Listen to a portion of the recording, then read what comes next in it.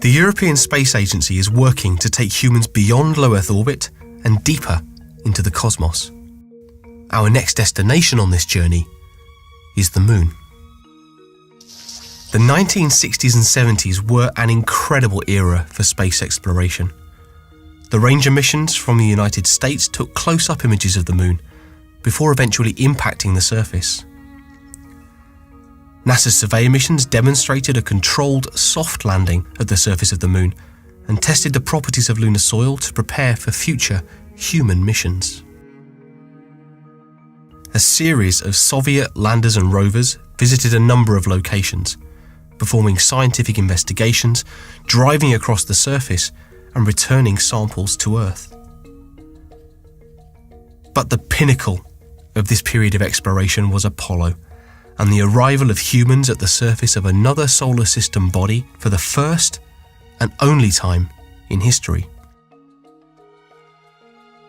Looking back now, though, we see that only a tiny fraction of the Moon's surface has been explored, all on the side of the Moon that faces the Earth and in a region close to the equator. We've also discovered that all of the samples we have returned to Earth are from an unusual region with a complex and exotic chemistry of potassium, phosphor, and rare earth elements such as thorium. The vast majority of the Moon has yet to be explored, including the entire far side. One thing that we can say for certain is that if we want to understand the Moon, then we need to go back there. Now, after decades of waiting, an armada of missions from around the world, including ESA's Smart 1, have returned to explore the Moon from orbit. Looking down from above, these missions are providing a wealth of new data, bringing a new understanding and raising new questions.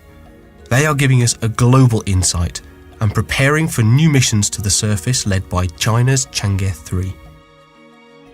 And the next wave of missions to the surface?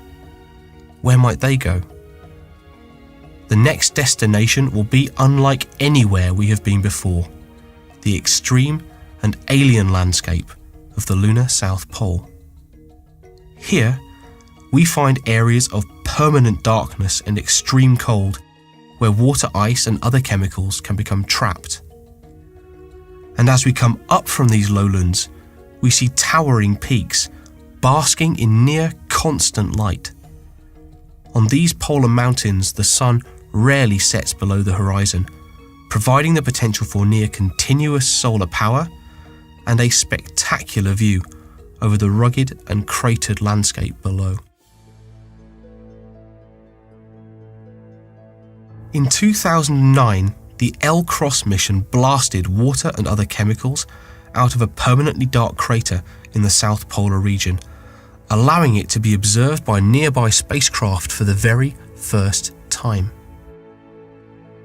We also now know that there are nearby locations with similar cold conditions. Is there water here too? If so, how much is there?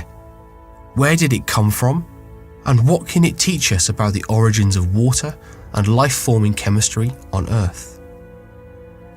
This water may have been delivered by comets and asteroids impacting into the surface over billions of years. It may even have been created at the surface of the Moon. We now know that protons thrown out by the Sun in the solar wind arrive at the lunar surface. Here, they react with oxygen in minerals to create a thin layer of water. These water molecules can be lifted by the Sun's heat before falling again to the surface. Over time, these particles may move to the polar regions, where they're trapped by the cold conditions.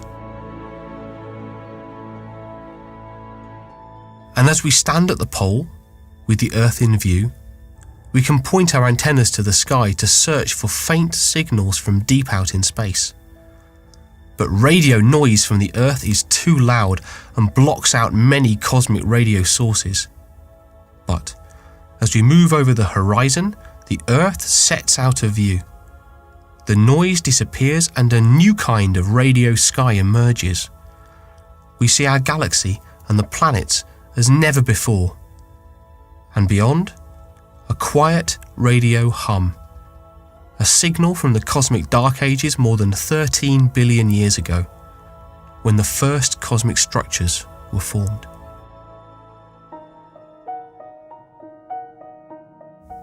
And now, beneath us, the moon as we see it today, scarred by craters formed by billions of years of impacts, and the largest and the oldest of these, the South Pole Aitken Basin.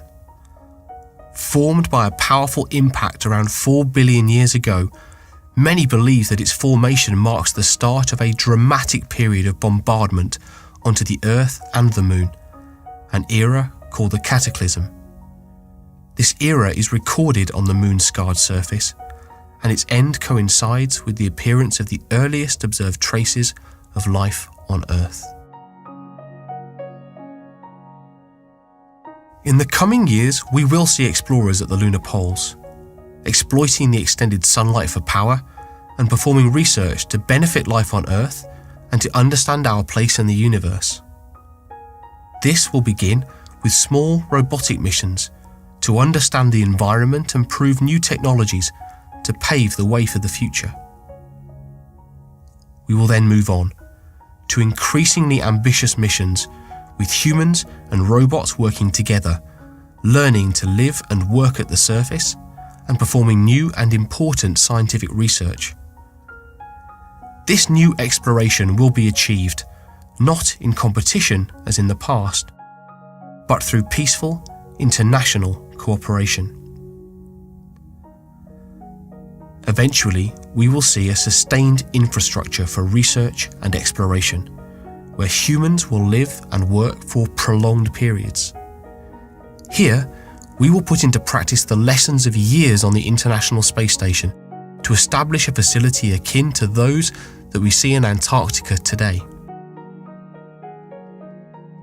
In the future, the Moon can become a place where the nations of the world can come together to understand our common origins, to build a common future, and to share a common journey beyond. A place where we can learn to move onwards into the solar system. And perhaps in the future, at a sun-bathed peak at the lunar South Pole, at the edge of a crater, we will learn to access and utilize resources from deep below in the dark. Zooming in, closer and closer, we see water-ice molecules trapped in the cold. A source of hydrogen and oxygen, essential for sustaining human life and for rocket fuel. Fuel to propel us further into the solar system and on to the next destination of our journey into the cosmos.